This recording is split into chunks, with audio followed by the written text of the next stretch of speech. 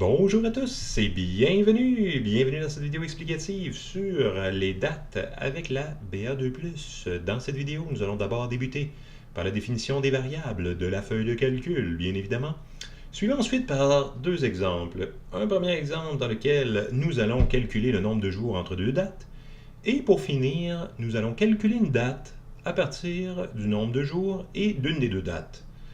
Donc, je vous invite, sans plus attendre, à saisir votre merveilleuse calculatrice, la BA2+. Je vais faire de même avec mon modèle antique qui fonctionne exactement comme les modèles plus récents. Donc, ne paniquez pas si vous remarquez que l'interface des touches est un petit peu différente de la vôtre. Ça fonctionne exactement pareil.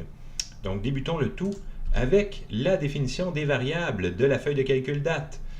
Comment est-ce qu'on fait pour accéder à la feuille de calcul date? Nous faisons deuxième fonction date qui est juste au-dessus du 1, et elle nous affiche DT1. DT1, c'est la première date, donc c'est la date de début, qui est présentement au 31 décembre 1990. Donc ceci est un format d'affichage US, nord-américain. Si vous voulez avoir un format d'affichage européen, allez voir ma précédente vidéo sur le format de la BA2+, dans lequel j'explique comment avoir le format d'affichage européen. Mais ça ne change absolument rien, donc je vais conserver le format d'affichage US. Si on pèse flèche vers le bas, nous appuyons et on voit que c'est exactement la même date, 31 décembre 1990 pour la date numéro 2, qui est la date de fin. Ensuite, si nous appuyons sur flèche vers le bas, nous voyons le DBD, Days Between Dates, qui est le nombre de jours entre les deux dates, et finalement le ACT, qui est la méthode de calcul pour effectuer le calcul de nombre de jours entre ces deux dates, qui est présentement ACT, qui veut dire nombre réel de jours entre ces deux dates, parce que on peut avoir un nombre fictif. Et oui, c'est ce que vous apprenez ici. Définition des variables, donc la date DT1, c'est la date numéro 1, ou la date de début, qui peut être saisie ou calculée. Même chose avec DT2, elle peut être saisie ou calculée. Même chose avec DBD, Days Between Dates, peut être saisie ou calculée. Bien entendu, si vous voulez calculer une de ces variables-là, il faut saisir les autres, avant d'appuyer sur la touche CPT. Et finalement, le ACT, le ACT peut être modifié et peut être entré à 360 plutôt qu'à ACT. Si vous le mettez à ACT, ça va être 1 an égale 365 jours ou 366 si c'est une année bissextile. Donc ACT veut dire actual, ce qui veut dire le nombre réel de jours. Mais si vous faites deuxième fonction 7, vous pouvez le mettre à 360 jours. Ça paraît un peu fou d'utiliser 360 jours, mais c'est dû au fait que certaines banques utilisent 360 jours pour calculer les intérêts. Donc 360 jours par année, c'est ce qu'on appelle une année lombarde. Donc il faut s'informer avant de se mettre en mode 360. Moi je vous dirais que 90% du temps, on est en mode ACT. Donc voici mes petits commentaires. La méthode de calcul ACT s'ajuste automatiquement aux années bissextiles. Et la méthode 360, qui est une année lombarde pour ceux qui s'y connaissent, est utilisée par certaines banques, donc faites attention. Je quitte le tout et je débute l'exemple 1 avec vous, nombre de jours entre deux dates.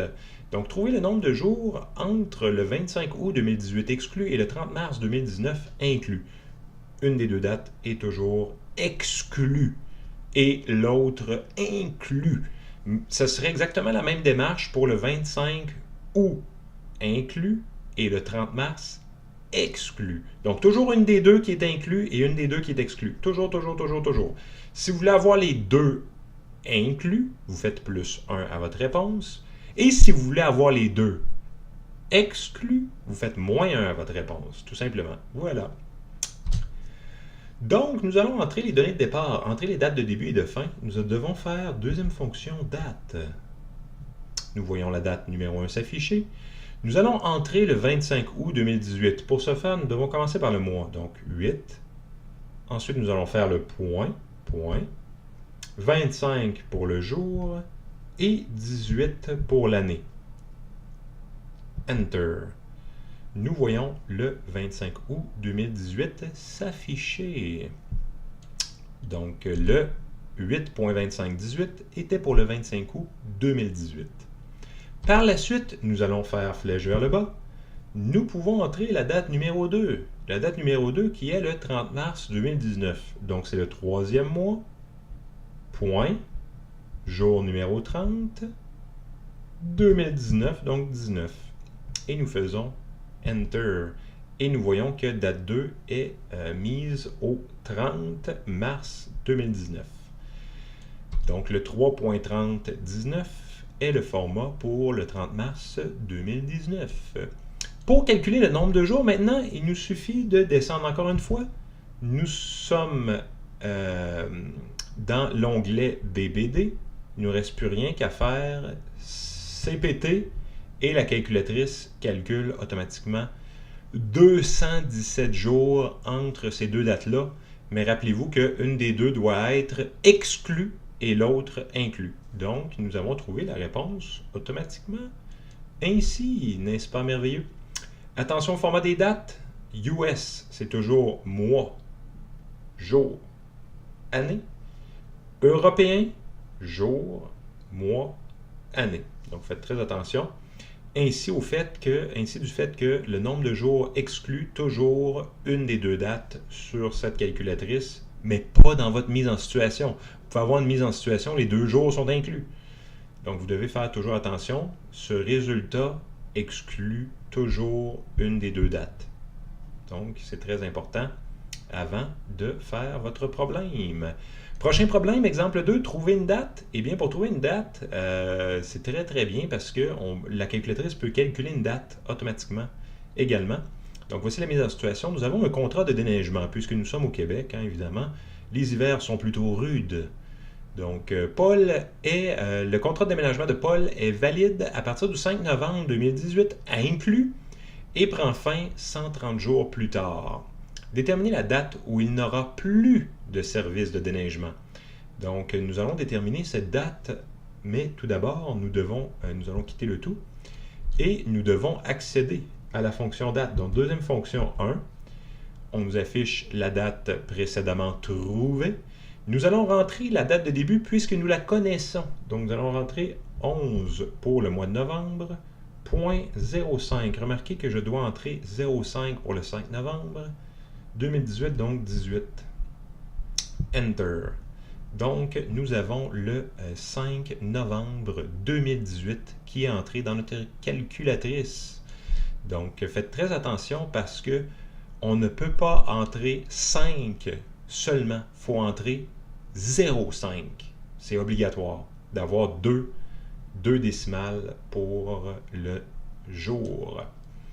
Par la suite, nous allons faire flèche vers le bas 2 fois, flèche vers le bas 2 fois, pour nous amener à DBD, Days Between Dates, in English. Nous devons entrer 130. 130, Enter. Et nous avons 130 jours d'entrée dans notre calculatrice. Parce que le contrat se termine 130 jours plus tard. Tout ce qu'il nous reste à faire, c'est de calculer la date de fin du contrat. Donc, nous remontons à date 2, donc date de fin. Et nous allons appuyer sur la touche CPT. Et voilà. Nous avons FRI. Oh, FRI. 3/15/2019. Qu'est-ce que ça veut dire? Eh bien, devinez quoi?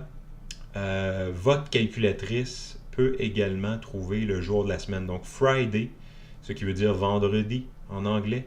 Donc, nous savons que c'est un vendredi, le 15 mars, hein, parce que 15 qui est le jour, 3 qui est le 3e mois, donc mars 2019, notre contrat prendra fin.